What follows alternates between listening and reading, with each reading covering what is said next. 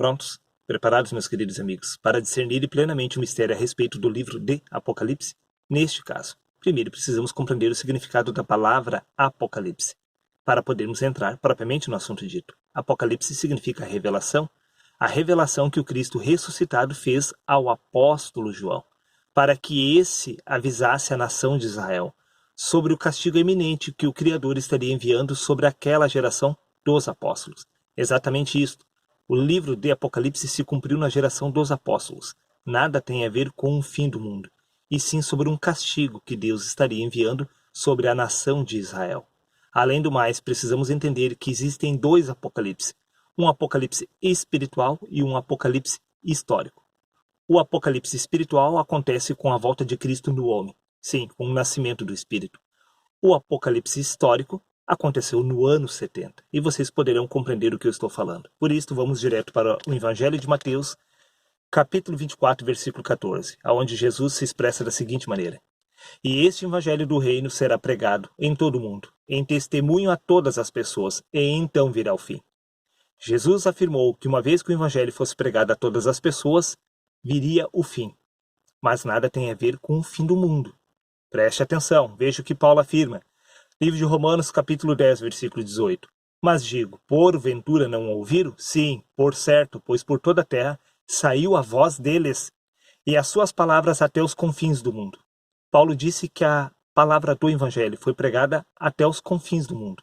E veja agora, no livro de Colossenses, capítulo 1, versículos 23, Paulo afirma: Se na verdade permanecerdes fundados e firmes na fé, e não vos moverdes da esperança do Evangelho que tendes ouvido, o qual foi pregado a toda a criatura, a todas as pessoas, que há debaixo do céu, e do qual eu, Paulo, estou feito ministro. Paulo afirmou que o Evangelho foi pregado a todas as pessoas do mundo inteiro. E Jesus afirmou que quando isto acontecesse, viria o fim. E por certo que veio o fim, mas não este fim cinematográfico que o sistema religioso está aguardando, a destruição deste plano físico. Isto é ilusão. Isto é ilusão da cabeça dos homens. Deus nunca premeditou tal coisa. Isso é próprio da natureza humana. Veja o que consta no Evangelho de Mateus, capítulo 24, versículos 29, 33 e 34. Veja o que Jesus afirma sobre isto. E logo depois da aflição daqueles dias, o sol escurecerá, e a lua não dará a sua luz, e as estrelas cairão do céu, e as potências do céu serão abaladas, disse Jesus, cumprindo-se o que consta no livro de Apocalipse, capítulo 6, versículo 12. E havendo aberto o sexto selo, olhei, e eis que houve um grande tremor da terra, e o sol tornou-se negro como saco de cilício, e a lua tornou-se como sangue. Veja bem, Jesus afirmou que antes do fim haveriam de acontecer estes eventos sobre a face da terra. Será que aconteceu? Vamos dar continuidade. Jesus ele afirma: igualmente, quando virdes todas estas coisas, sabeis que está próximo às portas. Jesus estava falando para as pessoas daquela geração. Ele disse, igualmente, quando virdes, ou seja, eles viriam, eles enxergariam estes eventos. Nada tem a ver conosco nesse século, nessa geração. Ele estava afirmando para aquela geração. Ele afirma, igualmente, quando virdes, ou seja, eles iriam testemunhar, eles iriam ver estes acontecimentos. Todas essas coisas sabeis que está próximo às portas. E ele finaliza no versículo 34. Em verdade vos digo que não passará esta geração sem que tudo isto aconteça. Quando ele diz esta, ele está falando da geração dele, da geração dos apóstolos. Todos eles iriam presenciar estes acontecimentos sobre Jerusalém, sobre Israel. Você precisa entender o contexto histórico. Jesus estava afirmando aquela geração.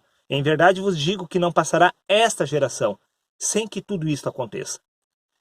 Este Apocalipse, ou seja, esta revelação que Deus havia dado a Jesus e aos profetas, haveria de se cumprir sobre a geração dos apóstolos. Se você acha que eu estou equivocado, então vamos ver exatamente o que Pedro cita no livro de Atos, capítulo 2, versículo 1, 2, 16, 19 e 20, no Pentecostes. Veja o que aconteceu, se não foi exatamente a descrição que Jesus afirmou a respeito do fim do mundo, suposto fim do mundo. Veja, cumprindo-se o dia de Pentecostes, estavam todos reunidos no mesmo lugar. e de repente veio do céu um som de um vento veemente, impetuoso, e encheu toda a terra, toda a casa em que estavam assentados. Vou repetir. Cumprindo-se o dia de Pentecostes, todos os apóstolos, todos eles estavam reunidos no mesmo lugar, e de repente veio do céu um som de um vento veemente, impetuoso, e encheu toda a casa em que estavam assentados. E Pedro, ele conclui, mas isto é o que foi predito pelo profeta Joel. Mas o que exatamente o profeta Joel havia profetizado sobre aquele acontecimento que estava acontecendo naquele momento? Veja, e nos últimos dias acontecerá, diz Deus, que derramarei do meu espírito, o que havia acontecido ali no Pentecostes. E farei aparecer prodígios em cima no céu, sinais embaixo na terra, sangue, fogo e vapor de fumaça. O sol se converterá em trevas e a lua em sangue, antes de chegar o grande dia do Senhor. Sim, havia chegado o grande dia do Senhor. O sol havia se escurecido, a lua havia se transformado em sangue. Sim, a terra havia sido abalada. Porém, os únicos que presenciaram estes acontecimentos foram os apóstolos. As demais pessoas naquela geração não viram nada disto, porque este é um acontecimento espiritual. Sim, esta volta de Cristo, quando o Espírito veio sobre eles. Sim, tudo se cumpriu, ou seja, o livro de Apocalipse se cumpriu exatamente sobre a vida dos apóstolos. Sim, o homem do pecado foi aniquilado com a presença de Cristo quando este veio do alto. Já não era mais eles que estavam vivos, mas sim Cristo em seu lugar. Eles viram o sol se escurecer e a lua se transformar em sangue. Mas não estamos falando deste céu. Estamos falando do reino dos céus que se encontra dentro de nós, meus queridos amigos. Este é o primeiro Apocalipse, o Apocalipse espiritual. Acontece a nível individual, quando a pessoa nasce de novo, quando Cristo vem do alto sobre ela, como está descrito no livro de Apocalipse, ao julgamento deste homem natural. Não estamos falando da morte, da extinção deste corpo. Estamos falando da extinção do pecado que se encontra em nossos membros. Foi exatamente isto que aconteceu com cada um dos apóstolos. Repito, somente eles presenciaram a volta de Cristo. Somente eles viram o Espírito vindo do alto sobre eles. Somente eles viram esses acontecimentos a nível espiritual. Neste caso, podemos entender também que há sim um apocalipse histórico, mas isto aconteceu no ano 70, quando o imperador de Roma, Tito, sitiou Jerusalém, incendiou aquela nação. Sim, aquela cidade foi destruída, o templo foi derrubado, as pessoas foram assassinadas. Sim, pagando o preço do pecado. Porque aquela nação havia se corrompido de um todo e estava pagando o preço do pecado dos seus assassinatos. Eles se corromperam e transformaram a verdade de Deus em mentira. Sim, como o próprio Jesus disse, o sangue seria demandado daquela nação. Todo aquele castigo sobreviria sobre aquela nação. Você acha que eu estou equivocado? Veja, então, o que consta no livro de Apocalipse, capítulo 17, versículos 4, 5 e 6, para você se inteirar deste acontecimento histórico que aconteceu sobre a nação de Israel naquela geração, no ano 70. Veja, achava-se a mulher vestida de púrpura e de escarlata, adornada de ouro, de pedras preciosas e de pérolas, tendo na mão um cálice de ouro, transbordante de abominações, e com as imundícias da sua prostituição. Mas que mulher é esta? Que estava com um cálice transbordante de abominações e com as imundícias da sua prostituição. Quem é esta mulher do livro de Apocalipse? Você sabe a resposta?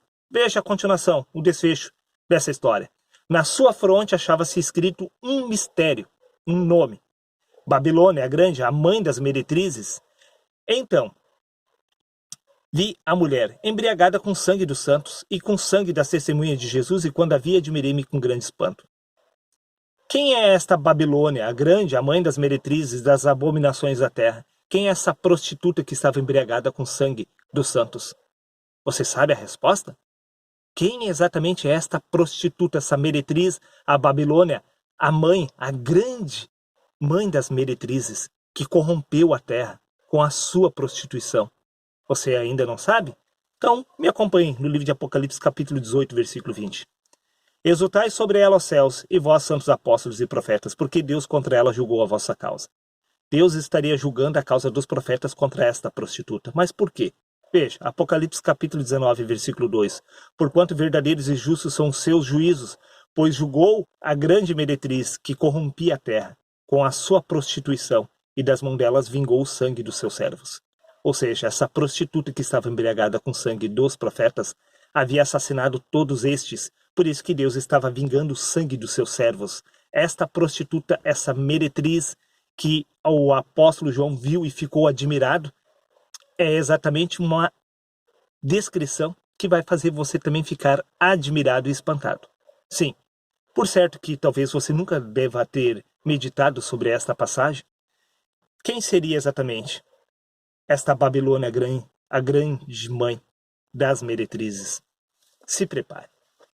Chegou a hora de você descobrir exatamente quem é esta prostituta do livro de Apocalipse. Atos capítulo 7, versículos 51 a 53. Estevão está tendo uma conversa com os principais sacerdotes de Jerusalém. Homens de dura cerviz e incircuncisos de coração e de ouvidos, vós sempre resistiu o Espírito Santo. Assim como fizeram vossos pais, também vós o fazeis. Qual dos profetas vossos pais não perseguiram? Eles mataram os que anteriormente anunciaram a vinda do justo. Sim, a própria nação de Israel havia matado os profetas que estavam anunciando a vida de Cristo, do qual vós agora vos tornastes traidores e assassinos. Vós que recebestes a lei por intermédio de anjos e não as guardastes. Jerusalém, Israel, matou todos os profetas, inclusive Jesus. E não termina por aqui. Se você acha que eu estou enganado, então, veja o que o próprio Jesus cita no Evangelho de Mateus, capítulo 23, do versículos 29 ao 37. Ai de vós, escribas e fariseus hipócritas. Sim, Jesus está falando com os principais líderes do povo de Israel. Pois que edificais os sepulcros dos profetas e adornais os monumentos dos justos, e dizeis, se tivéssemos vivido nos dias dos nossos pais, não teríamos sido cúmplices com eles no assassinato dos profetas. Sim, todo o povo de Israel matou os profetas.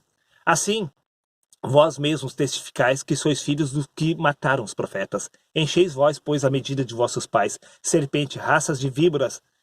Como escapareis da condenação do inferno? Portanto, eis que eu vos envio, disse Jesus, profetas, sábios e escribas. A uns deles matareis e crucificareis, e a outros açoitareis nas vossas sinagogas, e os perseguireis de cidade em cidade. Jesus afirmou que os pais daquela geração haviam assassinado os profetas, e que agora aquele Israel daquela geração haveria de matar todos os apóstolos. Sim, exatamente isso que Jesus afirmou. Veja a sequência. Para que sobre vós caia todo o sangue justo que foi derramado sobre a terra, desde o sangue de Abel, o justo, até o sangue de Zacarias, filho de Baraquias, que matastes entre o santuário e o altar. Jesus afirma, em verdade vos digo, que todas estas coisas hão de vir sobre esta geração, sobre a geração dele, sobre a geração dos apóstolos. Todos os acontecimentos descritos no livro de Apocalipse, que significa a revelação, haveriam de se cumprir na geração dos apóstolos. Não sou eu que estou afirmando, é Jesus. Veja o que ele diz. Em verdade vos digo que todas estas coisas hão de vir sobre esta geração. Jerusalém, Jerusalém, que mata os profetas e apedreja os que te são enviados. Está aí quem é a prostituta grande meretriz do livro de Apocalipse. Jesus disse, Jerusalém, Jerusalém, que mata os profetas. Quem é que estava embriagada com o sangue dos profetas? A prostituta Babilônia, mãe das meretrizes. Sim, é contra ela que Deus haveria de julgar o sangue de todos os justos que foram assassinados por ela. E Jesus disse que este sangue seria demandado daquela geração. Em verdade vos digo que todas essas coisas hão de vir sobre esta geração, ou seja, o castigo do Criador haveria de se cumprir sobre a geração dos apóstolos. E se cumpriu no ano 70. Repito, Jerusalém foi sitiada pelo Império Romano. Foi destruída, aniquilada. Aquelas pessoas pagaram o preço do pecado, do assassinato dos profetas.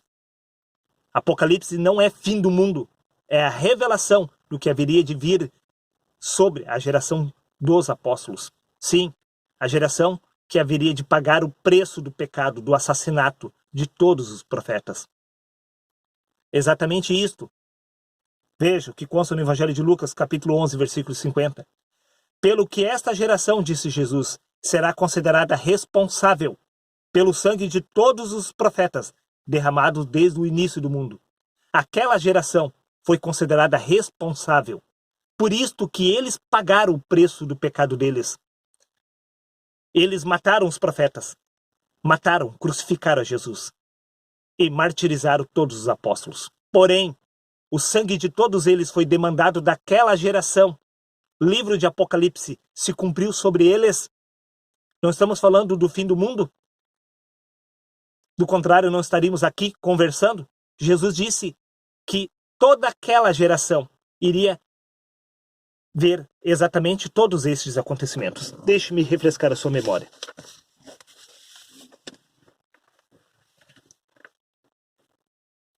Em verdade vos digo que não passará esta geração, disse Jesus, sem que todas estas coisas aconteçam. Todas as coisas descritas no livro de Apocalipse haveriam de se cumprir sobre aquela geração.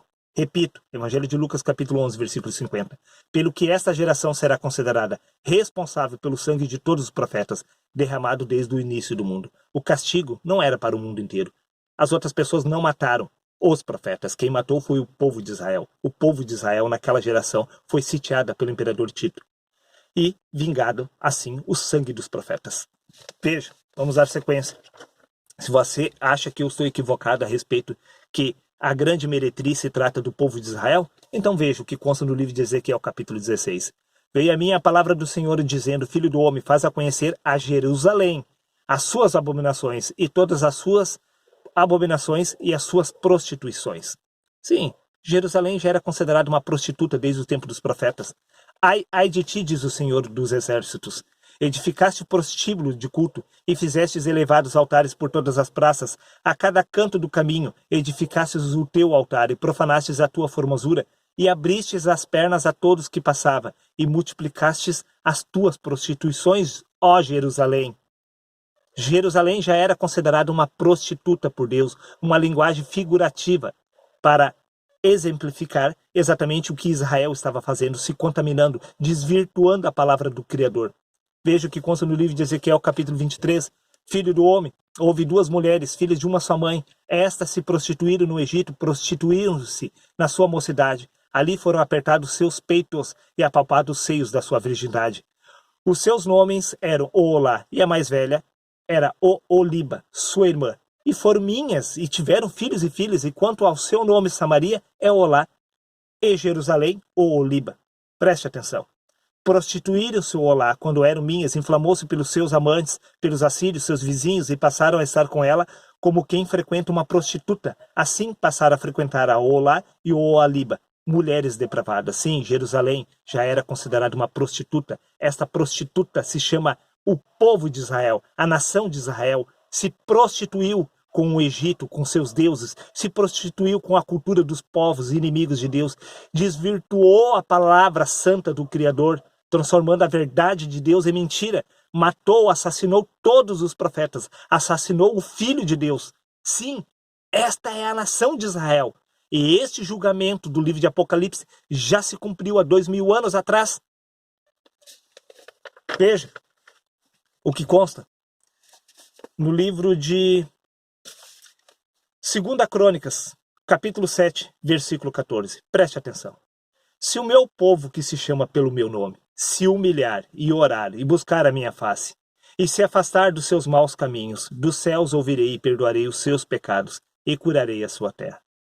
Estamos falando da nação de Israel? Este é o entendimento cultural pregado dentro do sistema religioso. Se o meu povo que se chama pelo meu nome, o povo que se chama pelo nome de Deus, não é a nação de Israel aqui dessa terra. Sim, e você poderá tirar as suas próprias conclusões. Veja o que consta no livro de Gálatas, capítulo 4, versículos 22 a 29. Porque está escrito que Abraão teve 2 filhos, um da escrava e outro da livre. Todavia, o que era da escrava nasceu segundo a carne, mas o que era da livre por promessa, o que se entende por alegoria. Veja bem, pois Jerusalém, que agora existe, é escrava com seus filhos. Mas a Jerusalém, que é de cima, é a livre, a qual é mãe de todos os profetas e de todos os apóstolos. A Jerusalém do alto é a Jerusalém de Deus. O Israel do alto é o Israel de Deus. O Israel aqui dessa terra é o Israel dos homens, que são escravos com seus filhos. Veja. Mas como então aquele que era gerado segundo a carne perseguia o que era segundo o Espírito? Assim é também agora, disse Paulo. Sim, a nação de Israel aqui da terra são filhos dos homens. Estes filhos dos homens perseguem o Filho do Espírito. Sim, os filhos dos homens mataram todos os filhos de Deus, mataram todos os profetas. A nação de Israel, sim, os filhos dos homens mataram o próprio Jesus. Sim, a nação de Israel, os filhos da carne, mataram todos os apóstolos. Porque a carne possui inimizade com o Espírito. O homem natural não possui comunhão com o homem espiritual. Quando Deus diz, se o meu povo que se chama pelo meu nome, está falando dos apóstolos e dos profetas. Nada tem a ver com Israel aqui de baixo. Esse Israel aqui de baixo é escrava com seus filhos. Veja, a continuação. Paulo ele afirma, no livro de 1 Coríntios, capítulo 2, versículo 16, nós, porém, temos a mente de Cristo. Sim, o povo que se chama pelo nome de Deus tem a mente de Cristo. E também no livro de Romanos, capítulo 8, versículo 9, diz, mas se alguém não tem o Espírito de Cristo, este tal não é dele. Os que são de Deus, o povo de Deus que se chama pelo nome de Deus, possui o Espírito de Cristo, possui a mente de Cristo. Sim, o Israel aqui de baixo não. As pessoas, os seres humanos não são filhos de Deus. O que é nascido da carne é apenas carne, meu querido. Preste atenção, o Israel do alto. Sim, este é o Israel de Deus, ou seja, os filhos do Espírito. Nada tem a ver com filhos da carne. Veja o que consta no livro de Romanos, capítulo 9, versículos 6 e 8. Não que a palavra de Deus haja faltado, porque nem todos que são de Israel são israelitas. Nem por serem descendência de Abraão são todos filhos, mas em Isaque será chamada a sua descendência. Isto é, não são os filhos da carne que são filhos de Deus, mas os filhos da promessa. Não é este Israel aqui debaixo dessa terra que são os filhos de Deus, esses são filhos dos homens. O Israel do alto representa os filhos de Deus, aqueles que são gerados pelo Criador, aqueles que possuem a mente de Cristo, que possuem o Espírito de Cristo. Como o próprio Paulo disse, já não sou mais eu quem vive, mas Cristo vive em mim. Se de fato você se tornou um Cristo, então você se tornou um descendente de Abraão? Neste caso, sim. Neste caso, você se tornou povo de Deus, como diz. Se o meu povo que se chama pelo meu nome se humilhar, não está falando destas pessoas dessa terra, meu querido. Estão falando dos homens que já nasceram de novo. Veja o que Paulo cita no livro de Romanos, capítulo 7, versículo 15. Pois o que faço não entendo, porque o que quero isso não faço, não pratico, mas o que detesto isto faço. Sim. E Paulo acrescenta no livro de Romanos, capítulo 7, versículo 24. Miserável homem que sou, quem me livrará do corpo desta morte? Deus. Sim, porque ele era o povo de Deus, o meu povo que se chama pelo meu nome. Paulo já havia nascido de novo e já possuía a mente de Cristo, assim como todos os outros profetas. Agora, preste atenção. Quando nós afirmamos que o Israel, sim, que a Jerusalém é a prostituta do livro de Apocalipse, nós precisamos entender que nada tem a ver com o Israel de 2000 anos, de 5000 anos atrás. Nós estamos falando da natureza humana. Esta natureza humana é a prostituta que se corrompe. Sim, esta natureza humana, os filhos da carne, são a prostituta. Você não compreendeu? O homem natural perseguia o homem espiritual, disse o Paulo. Todos os homens naturais mataram os filhos de Deus. O homem natural é a prostituta, essa natureza humana que está impregnada em nosso ser é a prostituta, que não possui comunhão com Deus. Esta natureza humana é inimiga de Deus. Esta natureza humana matou todos os filhos de Deus, matou todos os profetas. O homem natural é inimigo do homem espiritual. Isso significa que este peso que foi caído sobre a nação de Israel daquele tempo não se restringe somente à nação de Israel, e sim sobre todas as pessoas, e não somente naquele século, e sim sobre todos os séculos, inclusive o nosso. Porque primeiro é o natural, depois o espiritual. Se primeiro é o natural, isso significa que nós somos inimigos do espírito. E isso significa que nós somos a prostituta do livro de Apocalipse, que se corrompe. Sim! Você acha que eu estou equivocado? Deixa alguém nascer do Espírito, nasça do Espírito e traga as verdades de Deus para completar a obra do Criador neste século. E você verá todas as igrejas que se dizem filhos de Deus, que se dizem o povo de Deus, você verá eles te perseguindo. Sim, eles irão perseguir você até te matar. Por quê? Porque o homem natural é inimigo do homem espiritual, porque os assuntos espirituais se discernem espiritualmente. Eles não compreenderão o sistema religioso, o que de fato você estará falando em nome de Deus, porque eles não são da parte de Deus. O homem natural não possui comunhão com o Espírito. Preste atenção, se alguém vir a nascer do Espírito nessa geração, será perseguido, assim como os profetas foram perseguidos pelos filhos da carne. A igreja que se diz santa, esta igreja, esse sistema religioso que diz que trabalha em nome de Deus, em prol de Deus, será o seu verdadeiro inimigo. Assim que você despertar de Cristo, eles irão se opor a você. Tudo que você falar em nome de Deus, todas as revelações que você trouxer da parte de Deus, será considerado heresia pela igreja, ao ponto deles até mesmo virem a tentar te matar. Porque nada há pois novo debaixo do sol, tudo que se fez se torna a fazer. Por isso, se prepare. Quando você vier a nascer do Espírito, os seus verdadeiros inimigos se chamarão exatamente a igreja, a suposta igreja de Deus deste século. Porque assim como os fariseus, sim, assim como eles se assentavam na cadeira de Moisés e estavam liderando a igreja naquele momento, eles eram os verdadeiros inimigos. Hoje, os nossos verdadeiros inimigos se chamam o sistema religioso. Eles irão nos perseguir, porque está escrito que o sistema religioso, que a igreja, que este Israel aqui da terra, representado pela igreja de hoje, ele é a prostituta. Esse sistema religioso é a prostituta do livro de Apocalipse. Como eu disse, não se restringe somente ao passado e sobre a nação de Israel. A igreja, que representava Cristo naquele momento, era a prostituta. Assim como a Inquisição foi esta prostituta do livro de Apocalipse. Agora, o sistema religioso como um todo está corrompido. Sim, esse sistema religioso não é filhos de Deus. Nenhum que se encontra lá dentro do sistema religioso se chama filho de Deus. Porque o que é nascido da carne é carne. Eles rejeitam a possibilidade de você se tornar um Cristo. Se eles não aceitam a possibilidade de nós se tornarmos exatamente o mesmo Cristo que existia no passado, o que você acha que vai acontecer quando você se levantar em nome de Deus afirmando que você é novamente mais um Cristo sobre a face da terra? Para eles é heresia dizer que nós somos um Cristo. Ora, um filho de Deus não é um Cristo? Abraão não era filho de Deus? Sim, ele era um Cristo.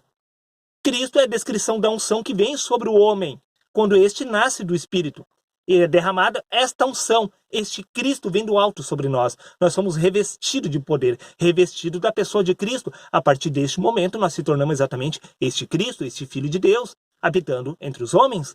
Para a igreja, isso é uma heresia. Um filho de Deus não pode ser um Cristo, tem que ser um pedaço de carne.